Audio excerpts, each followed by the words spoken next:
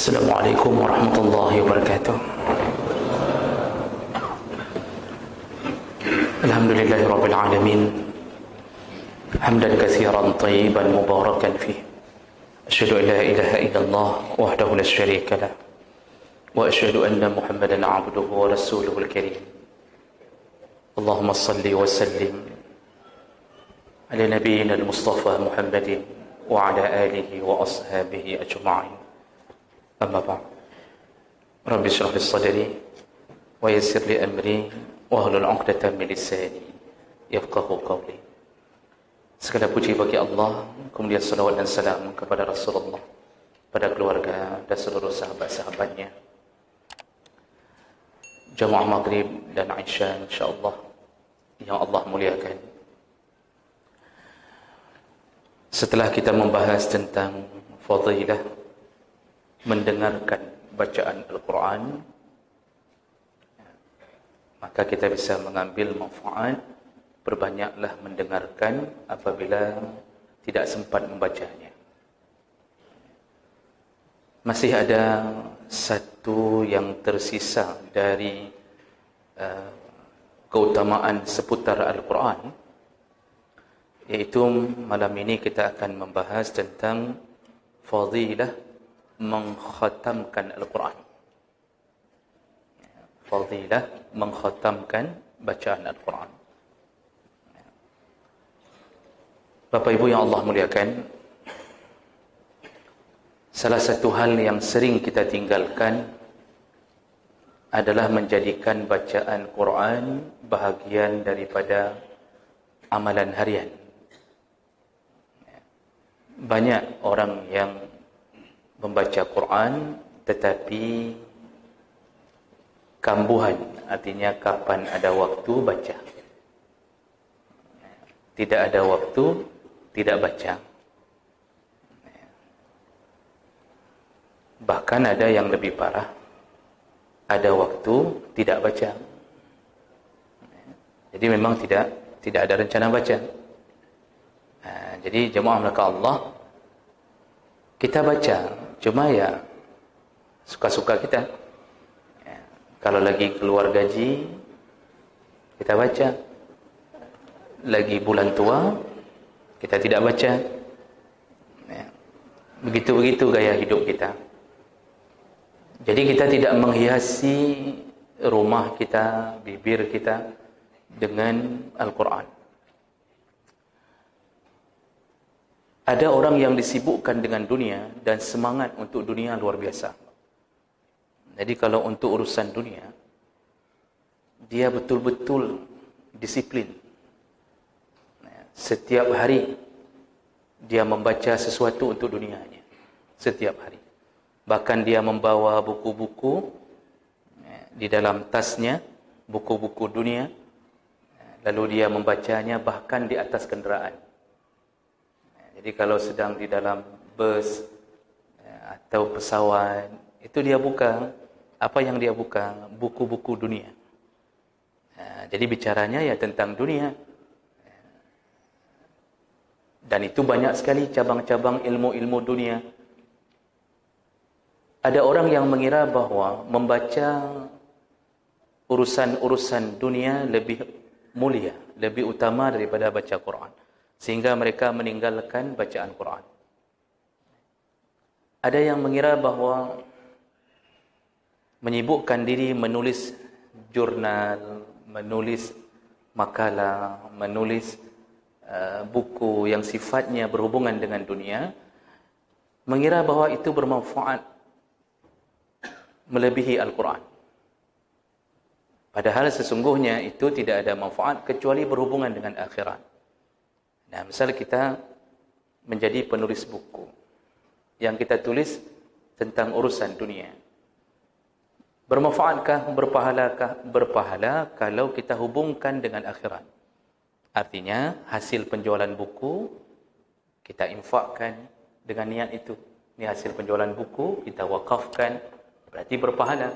Tapi kalau hanya sekedar bacaan hanya untuk menambah prestise kita sebagai penulis buku, maka tidak ada manfaat sama sekali. Banyak penulis-penulis yang kemudian bukunya dibaca sampai menjadi bestseller.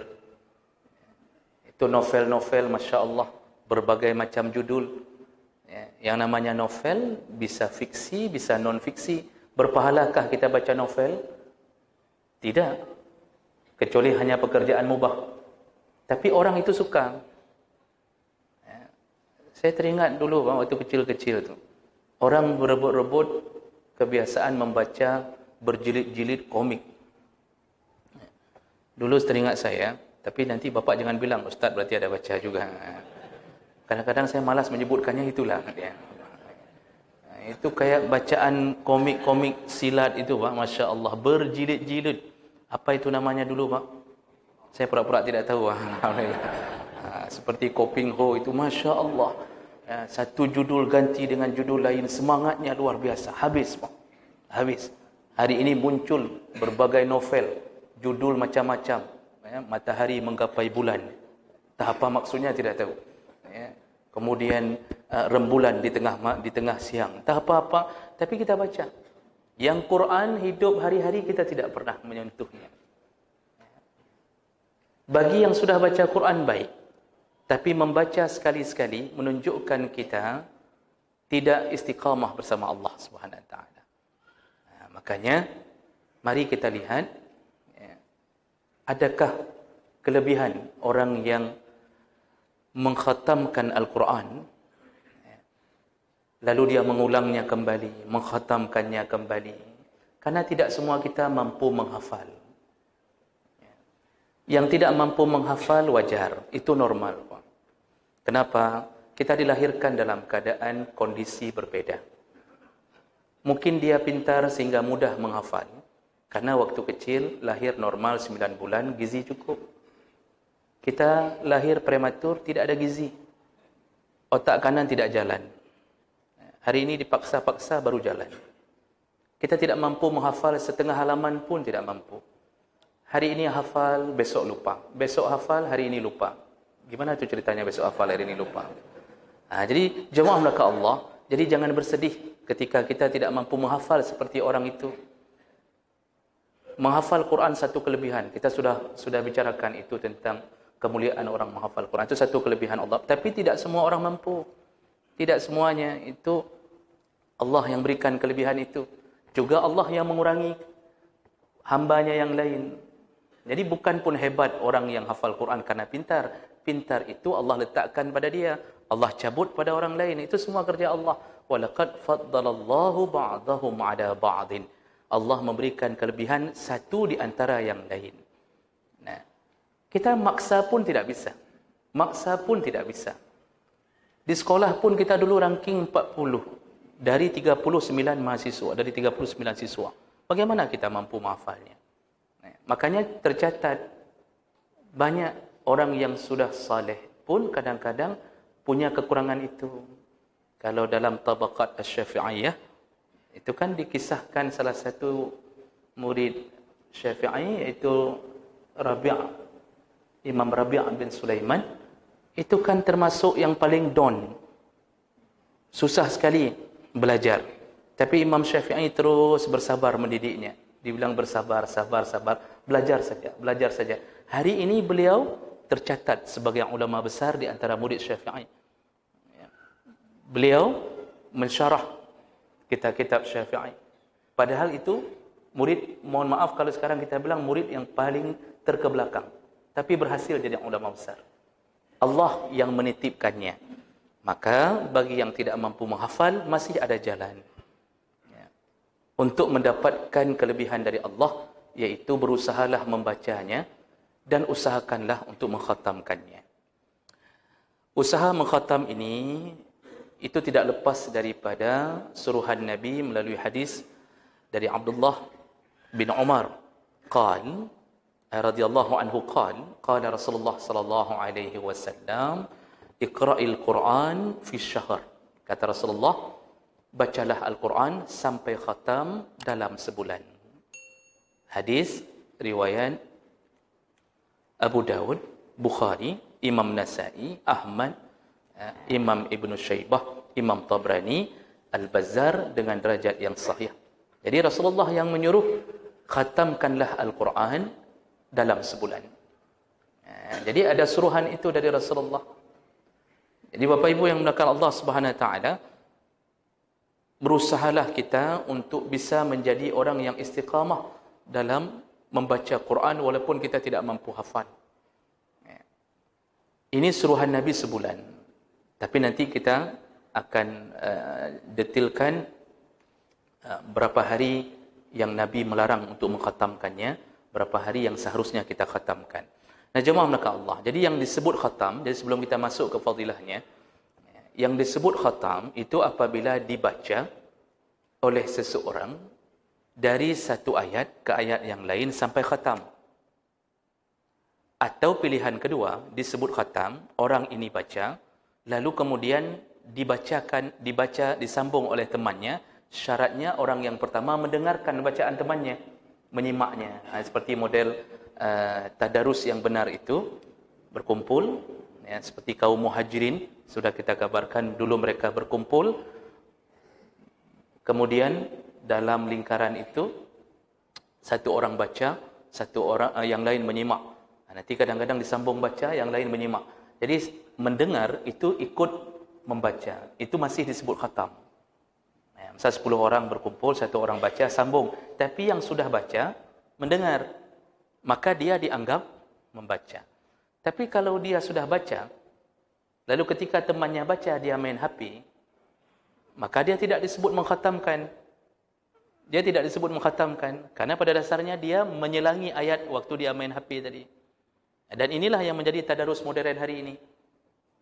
Tadarus modern hari ini, satu orang baca, kemudian yang lain semuanya sibuk dengan HP, dengan WA, Facebook, yang ada yang update status, ada yang foto kelompok itu, lalu menuliskan semoga menjadi penghuni surga. Dia sibuk dengan HP. Ada yang lebih parah, satu orang baca, yang lain semuanya duduk di luar menasah. Nanti dipanggil sama yang baca, kejap kena boleh. Jino kah baca, Jino. Disambungnya. Lalu buat khatam.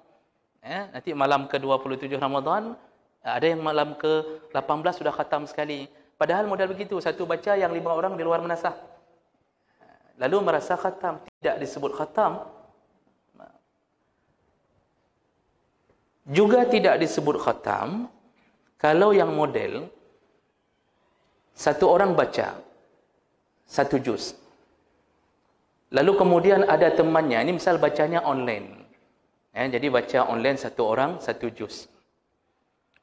Lalu ada temannya, entah di Sulawesi, entah di Kalimantan, di sana juga baca juz 2. Yang di Aceh baca juz 1, yang di Kalimantan baca juz 2. Lalu dikumpulkanlah 30 orang. Berarti 3 provinsi yang tidak baca. Karena di Indonesia ada 33 provinsi. Lalu dalam 1 jam, 30 orang membaca sekaligus dengan juz yang berbeda. Ini juga tidak disebut khatam. Karena bagi satu orang, dia hanya membaca 1 juz. Dan dia tidak mendengarkan pun bacaan dari sahabatnya yang lain. Maka program seperti ini berpahala sesuai dengan bacaan. Tapi tidak bisa disebut khatam. Dan ini dikuatkan dalam pandangan ulama-ulama besar di antaranya. Dalam kitab Sirajul Munir, Syarhul Jami' As-Saghir, disebutkan, "Iza khatama al-'abdu al-Qur'an, ay kullama qara'ahu min awwalihi ila akhirih." Yang disebut mengkhatamkan Al-Quran adalah ketika seseorang membacanya dari awal Quran sampai penghujung. Itu baru disebut khatam. Lalu kemudian dalam kitab At-Tanwir, Syarah Jami' As-Saghir, Syekh Muhammad bin Hasan Ismail Al-Hasani menyebutkan, wa man khatama al-Quran ay tammahu ila akhirih iza huwa urifa hadzal lafaz. Jadi orang yang disebut khatam Quran adalah yang menamatkan, tammahu, yang menyempurnakan bacaannya dari awal sampai akhir. Karena itulah baru disebut sebagai pembaca lafaz-lafaz Al-Quran. Jadi jemaah melakukan Allah, jangan sampai salah faham, mengira kita sudah mengkhatamkan berkali-kali. Padahal tidak pernah sekalipun. Karena ada hari ini orang-orang yang berbangga Berapa kali khatam? Sudah, dalam Ramadan kami 4 kali khatam. Padahal tidak sekalipun. Yang model-model tadi, tidak sekalipun khatam.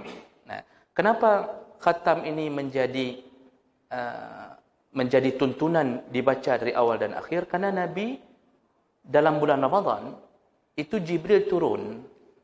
Setiap Ramadan Jibril turun untuk mendikte bacaan Nabi.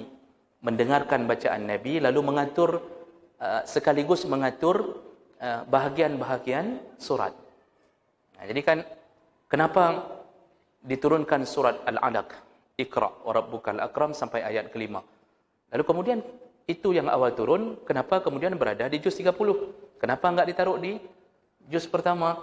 Kenapa Al-Baqarah pula yang di pertama? Kenapa Ali Imran setelah itu? Lalu An-Nisa dan seterusnya. Siapa yang mengatur itu? Nabi kah? Dalam ulumul Quran itu diajarkan. Jadi berbagai kitab ulumul Quran, Manahilul Irfan dan kemudian Al-Itqan, itu diajarkan pengaturan Al-Quran langsung diatur oleh Allah melalui Jibril, disebut dengan pengaturan tauqifi. Jadi itu Allah yang langsung mengaturnya. Melalui siapa? Jibril. Disitulah Jibril turun setiap Ramadan mendengarkan bacaan Nabi. Jadi Jibril bertadarus bersama Nabi. Dan disitulah Jibril mengkhatamkan Al-Quran ketika bertadarus bersama Nabi. Maksudnya di situ salah satunya. Dan ini disebutkan oleh Rasulullah sallallahu alaihi wasallam melalui hadis Abi Hurairah radhiyallahu anhu, hadis riwayat Bukhari, anna Jibril kana yu'ridu 'ala an-nabi sallallahu alaihi wasallam al-Quran kull 'amin marrah fa'urida 'alaihi marratain fil 'am alladhi qubida fihi. Setiap tahun Jibril turun di bulan Ramadan itu sekali untuk membaca dan mendikte dan mendengarkan Al-Quran dari Nabi sallallahu alaihi wasallam. Tapi ketika tahun Nabi meninggal, Jibril turun 2 kali. Nah, jadi 2 kali maksudnya 2 kali mendengarkan. Nah, itu tanda bahawa Nabi akan segera berangkat dipanggil oleh Allah. Jadi disempurnakanlah segala hal yang bersangkut paut dengan Al-Quran.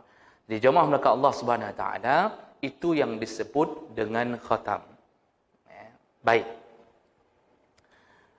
Jadi jangan buat program-program yang kira-kira merasa khatam, tapi membaca Quran tetap baik. Misal ada satu keluarga kerana ingin khatam, mengatur program malam ini, malam Senin, mamak baca 1 juz. Malam Selasa, bapak 1 juz. Malam Rabu, anak pertama. Terus, lalu sampai ke juz 30 dia anggap khatam. Tidak dianggap khatam. Hanya dapat pahala sesuai dengan bacaan masing-masing.